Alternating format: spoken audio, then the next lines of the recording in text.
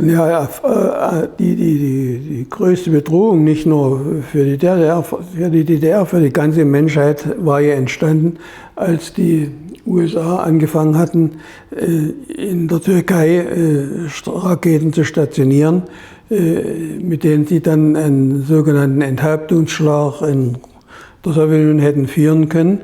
Und die Sowjetunion hat im Gegenzug dann auf Kuba ebenfalls Raketen stationiert. Und hier ist dann eigentlich der Punkt eingetreten, wo dann, das lag natürlich, ist auch immer subjektiv bedingt, wo eben Kennedy zum Beispiel zu der Einsicht gekommen ist, also so kann es nicht weitergehen.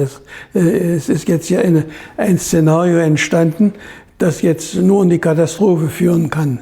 Und im Gegenzug zu den Rückzug der sowjetischen Raketen aus Kuba sind ja auch die aus der Türkei wieder eliminiert worden. Das war also der sicherheitspolitische Gesamtrahmen, in dem dann der 13. August stattgefunden hat. Aber der 13. August selbst, das war natürlich auch aus der Sicht der DDR eine einfach notwendige Maßnahme, um das Ausbluten der DDR zu verhindern. Es war ja kein Zustand mehr, dass also in den letzten Monaten 1961 sind also zwischen 25.000 und 30.000 DDR-Bürger ständig nach den Westen abgerückt.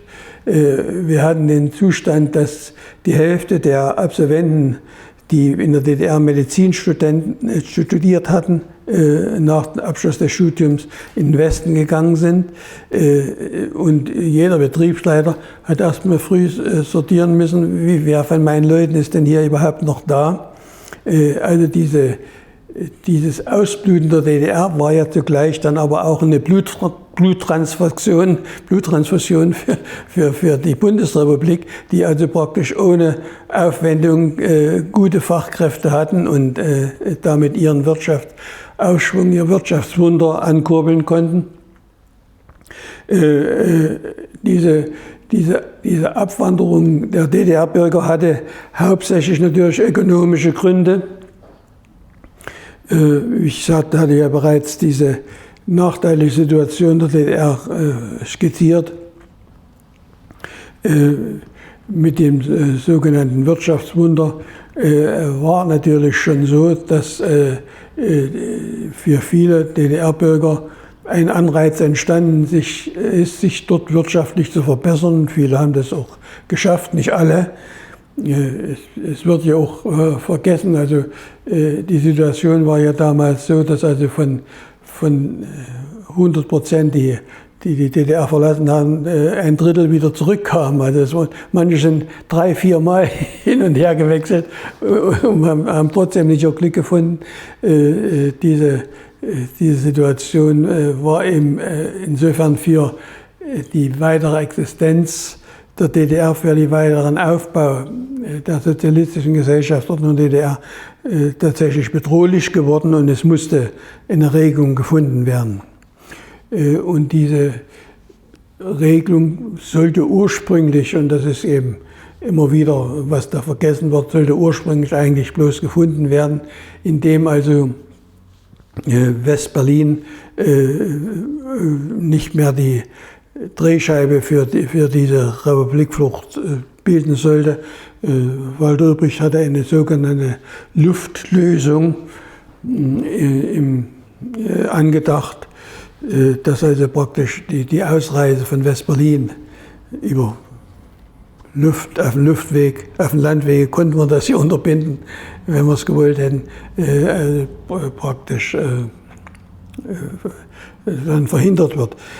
Aber das ist dann praktisch, dass es zu diesem Bau der Mauer kam, ist dann letztlich zwischen den Warschauer Vertragsstaaten entschieden worden, in Moskau, Warschauer Vertrag. Und das war ja nicht nur eine Konsequenz für die DDR, sondern auch die anderen sozialistischen Länder haben natürlich dann ihre Grenzsicherung entsprechend verstärkt. Und wir hatten ja lange Zeit dann auch damit zu tun, dass also versucht wurde, über die Drittländer praktisch die DDR zu verlassen und haben da eng zusammengearbeitet, auch mit den anderen sozialistischen Ländern.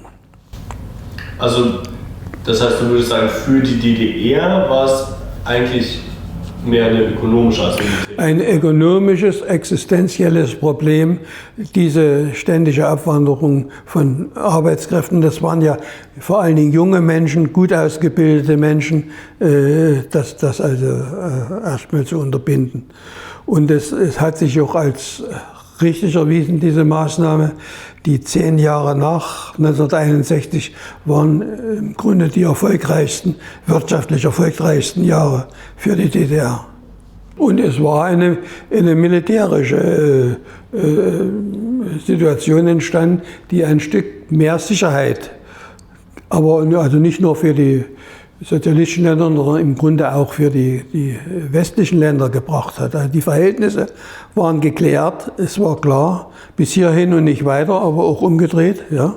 Und das war überhaupt die Grundlage dafür, dass ich dann in den 70er Jahren die Entspannungspolitik entwickeln konnte. Es war dann so ein Zwischenstadium dazwischen, wo keiner so richtig wusste, was er wollte. Aber wenn ich mal so aus der Sicht des MFS das betrachte, das hatte natürlich auch enorme Konsequenzen. Also wir haben ja praktisch in der Zeit der offenen Grenze zu tun gehabt mit einer ganzen Reihe subversiver Organisationen, die in Westberlin angesiedelt waren und diese offene Grenze genutzt haben für die sicherheitspolitisch relevante Aktivitäten. Also das ging ja bis hin zu dieser Kampfgruppe gegen Unmenschlichkeit, eine klassische Terrororganisation, die in der DDR Terrorakte organisieren wollte. Das Brückensprengungen, Sprengungen von Staumauern, von Talsperren, Vergiftung von Trinkwasser und solche Sachen waren alles auf den Konzept, aber sie haben natürlich auch in anderer Weise uns stark geschadet. Ich kann mich erinnern, die Mitarbeiter der Kreisdienststelle, als ich angefangen habe, war ich ein Vierteljahr dort als Volontär. Die haben noch erzählt, dass sie da Nacht für Nacht ausgerückt sind und haben dann die Reifentöter auf den Straßen eingesammelt. Das sind solche Krallen gewesen, die Autoreifen zerstört haben. Und das war in einer Zeit, wo es kaum einen Reifen gab und kaum Autos gab, natürlich eine wichtige Sache. Die haben ja nicht so sehr den Staatsapparat getroffen, die haben ja getroffen die Versorgung der Verkaufsstellen, die haben getroffen den Arzt, der zu seinen Patienten musste, etc. etc. Also diese richtigen, regelrechten Terrorakte, die waren natürlich unter den Bedingungen der offenen Grenze möglich. Die Leute sind hierher gekommen und sind wieder verschwunden oder haben von drüben wie der Borjanek, ihren Sprengstoffkoffer gekriegt und hierher mit dem Koffer. Solche Sachen hat es gegeben. Oder andererseits dieser Untersuchungsausschuss freiheitlicher Juristen, die haben eben die Leute nach Westberlin bestellt, haben dort eine Rechtsberatung gemacht angeblich und dann haben sie natürlich auf die Weise die Leute auch unter Druck gesetzt, ja, also haben Informationen gesammelt, also legal Spionage betrieben.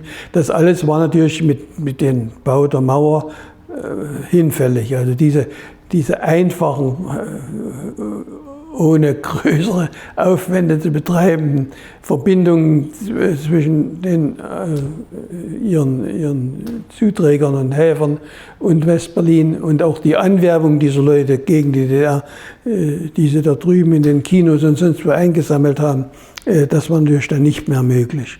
Und das hat natürlich auch zur Stabilisierung der Lage in der DDR beigetragen, dass hier überhaupt die Grenze kontrolliert werden konnte. Ich meine, es hat ja auch solche Dinge gegeben, wo keiner mehr drüber redet, dass also in Berlin, in Ostberlin 100.000 Leute gab, die in Westberlin gearbeitet haben. Die haben dort praktisch Westgeld verdient, das umgetauscht zu einem fiktiven Satz und haben dann praktisch hier die Sozialleistungen in Anspruch genommen oder billig eingekauft. Oder die Westberliner kamen hierher Die haben praktisch großes Trinkgeld gegeben in Mark der DDR und haben da praktisch im Grunde bloß ein Viertel von dem bezahlt, was sie in West-Berlin hätten zahlen müssen. Haben hier alles, was in der DDR brauchbar war, Fototechnik etc. aufgekauft, billig, ja, und wieder rübergeschafft. Also dieser ganze schwunghafte Schmuggel, der ist natürlich auch mit schlagartig abgebrochen worden. Also es hat schon sehr positive Auswirkungen gehabt für die DDR, dass also die Grenze kontrollierbar geworden war. Die war ja nicht kontrollierbar.